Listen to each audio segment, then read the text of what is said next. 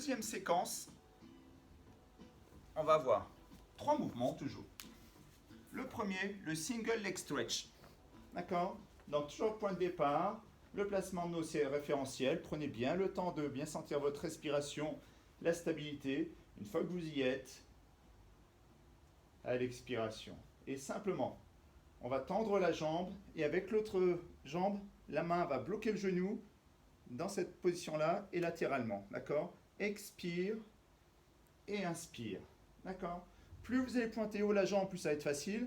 Plus vous allez pointer bas, plus la colonne va vouloir cambrer et vous ne voulez pas. D'accord? Gardez bien le creux lombaire que vous avez ici et le même ici et restera le même pendant tout le mouvement. Haute précision, le genou qui est ici, force dans la main. D'accord? On force dans la main, ce qui veut faire aplatir les lombaires et vous ne voulez pas. D'accord? Restez bien stable, expire et inspire. Si ça va trop vite, vous pouvez séquencer, pareil. Expire et inspire. Et de l'autre côté, souffle et inspire. N'oubliez pas de forcer le genou dans la main et inspire. Souffle et inspire. Et ensuite, au niveau de la hauteur, pensez à défier vos abdominaux. Ne cherchez pas une zone où vous êtes confort, allez chercher là le point critique. Là où vous sentez que si vous descendez plus bas, ça va cambrer. Les abdominaux ne seront pas assez forts. D'accord? Donc ça, c'est le single leg. On va passer au double, son grand frère. Donc toujours pareil, même point de départ. Expire, expire. Cette fois, les mains posées sur le bord des genoux. Et rappelez-vous, soufflez, bras et jambes partent dans l'axe. Inspirez, les bras reviennent en arc de cercle et se posent sur les genoux. Même chose ici. Plus on va tendre les jambes vers le haut, plus c'est facile. Plus vous détendez les jambes vers le bas, plus ce sera dur.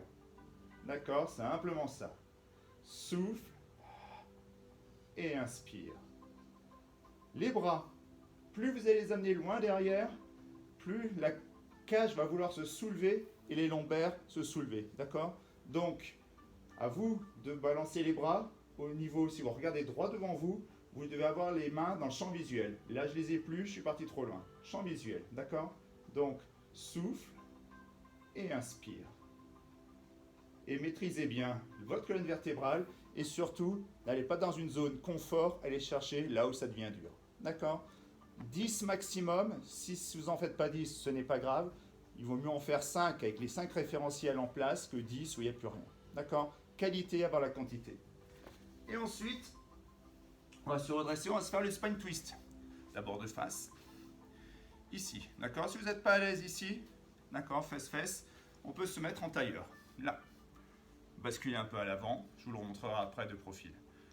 Ici, index, main jointe, d'accord, en prière.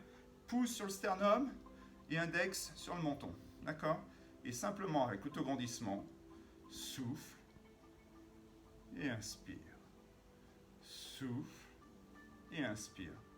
Donc ce qu'on veut ici, c'est la stabilité de tout le bas. C'est-à-dire que quand vous tournez, vous ne devez pas sentir la pression d'une fesse se soulager et aller sur l'autre. Et quand vous allez de l'autre côté, de nouveau, et la pression de la fesse se soulève et de l'autre côté, ça s'écrase. D'accord? On est 50-50 au niveau des appuis et ça ne bouge pas. D'accord? Inspire, expire et inspire. Par contre, toute cette partie-là est mobile. D'accord? De profil, donc toujours l'autograndissement, on n'est pas ici, parce que là il n'y a plus de contraction. Cherchez toujours à être ici. Si vous êtes jambes tendues, vous attrapez une fesse, puis l'autre, le dos bien droit. D'accord? Et toujours ici. Et simplement expire et inspire. Expire et inspire. Tout simplement. 10 fois. Sachant que, comme je vous le dis, droite, gauche, ça fait 1. Et on doit le faire 10 fois. Voilà, là on est sur un mouvement de souplesse de tous les rotateurs de la colonne vertébrale. Voilà pour la séquence 2. Single leg, double leg et le spine twist. D'accord, vous pouvez voir la petite vidéo, elles sont courtes, ce qui vous permet de vraiment revoir les points de vigilance sur les postures. Rendez-vous à la séquence 3.